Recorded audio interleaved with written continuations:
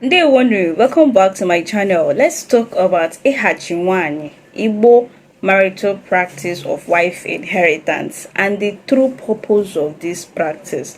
Now, we should know that we've adulterated, we've aberrated so many culture, so many Igbo culture, and this is even why most women or most Igbos are bent on saying that Igbo cultures maltreated women. Now, before I start, I want Igbo women to basically know something that I think that every cultural practice except FGM, because I've tried to look at the rationale, the intention behind it, and I think it's a very selfish one. So, but most cultures that Igbo people practice, it served a purpose. It was there because our ancestors wanted it. Their mind was just in the right place. Their mind was just in the right place. Because I think that we are always bent on answering so many questions, knowing that a practice exists without even trying to basically research to know why our ancestors did things in a certain way, or while a certain practice even exists or existed back in the day. So these are issues. These are issues, and these are why some of our practices, when you look at the intentions, their mind, where our ancestors, where their head was, it's quite commendable.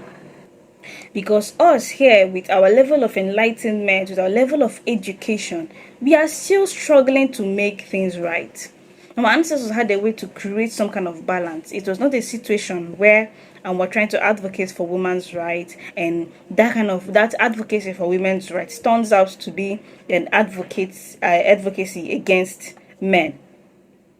But they sort of found an in between where everybody understood their roles, everybody understood what they are here to do, and they also created room for fluidity, for in betweens, because nothing is static, even in nature. Everything evolves, everything changes. So our ancestors applied that perception. Now, what this Ihachi Nwaanyi, but let's begin with some of these terminologies. Now, in our Igbo traditional marriages are called Igba Nkwụ Nwaanyi. Mmadụ jere ije ime ego nwaanyị, nna-ejije eme ego, nna-ejije eme ego nwaanyị, ime ego nwaanyị, ịgba nkwụ nwaanyị. Now, when a man is going to get married, asị gị na o jere ije kpọta nwaanyị, iji kpọta nwaanyị. Now, when a woman is marrying, they also say ọ na-eje ije di.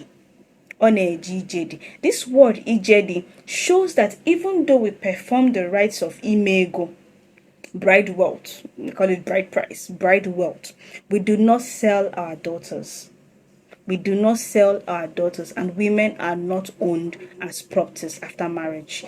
There is this perception, there is this argument one time, and they were like, oh, bride price means that all this thing, it's derogatory. And what it's saying is that I bought you. I bought you. But when you look at the Igbo authentic perception of marriage, ijedi, ijedi, it means that you are not owned, which means that anytime you decide I don't want to be in this marriage again, you're free to go back to your father's house. I think Christianity came with a lot of backlash, came with a lot of shame when it came to divorce. It came with a lot of shame. So this shame now means that when somebody is dying, the society expects you to be there. Like, no matter, even if the man is, being the worst, treating you like you're nothing but a property, society expects you to be there.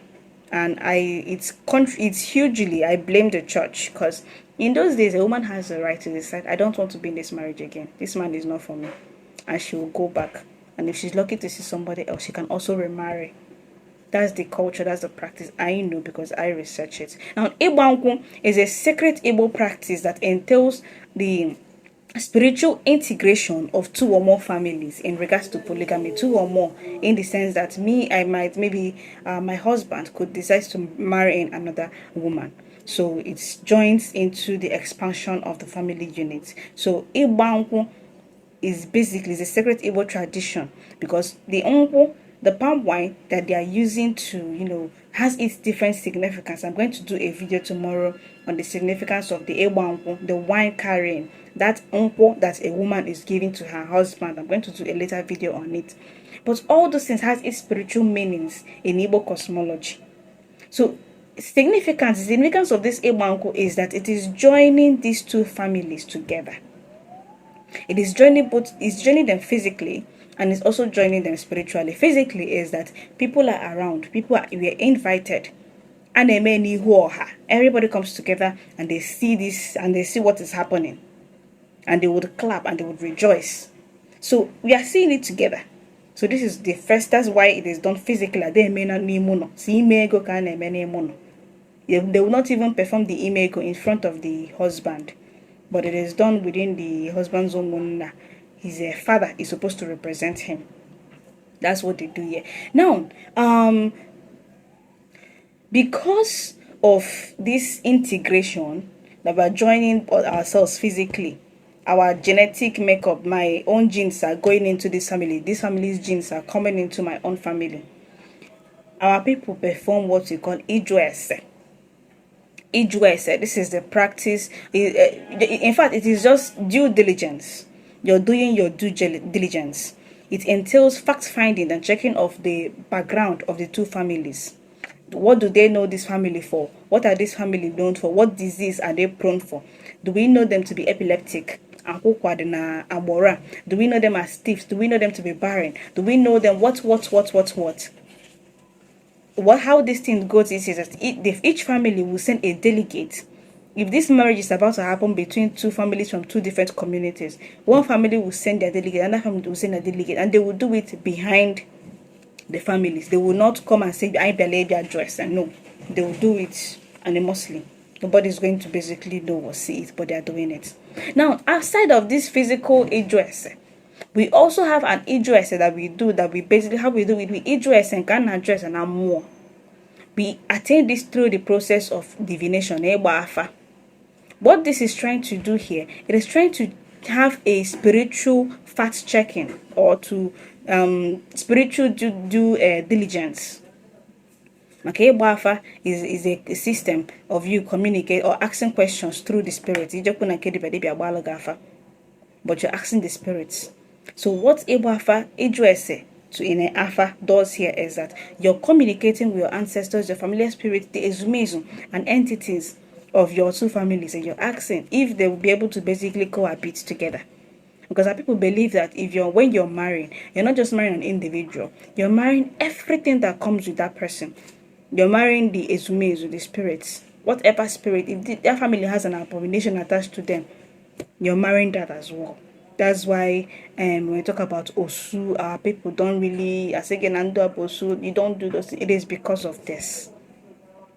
Because they don't want to inherit that abomination if the Osu's ancestor committed an abomination. So this is what Idrese does.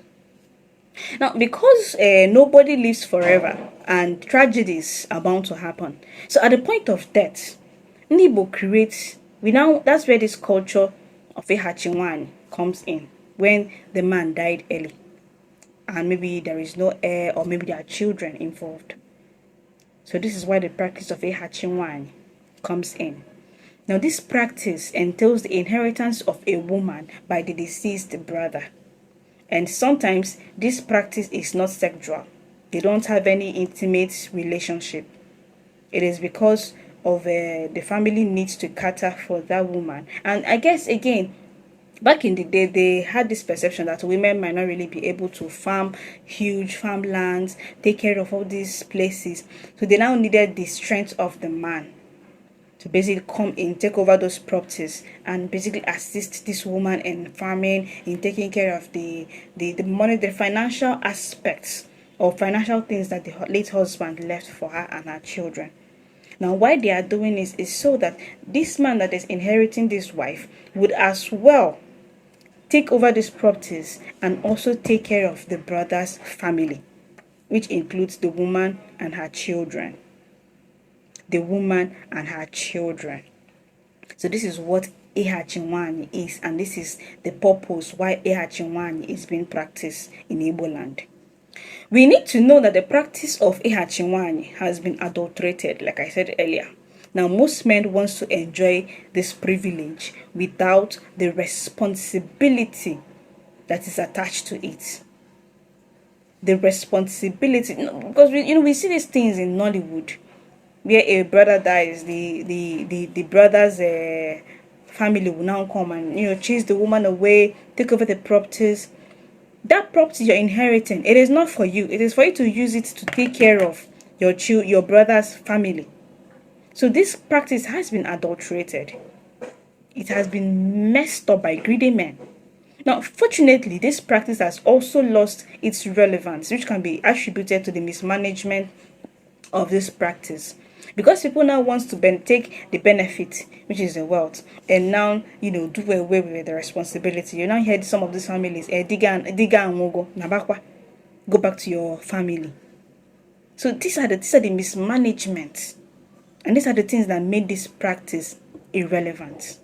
Now, but also, again, another thing that made this practice irrelevant is that more women are becoming masters of industries and know that they are capable of taking care of themselves and their husband's wealth. Now, I think back in the day, Igbo women were actually active, but, there are still some, they believe in this oriako.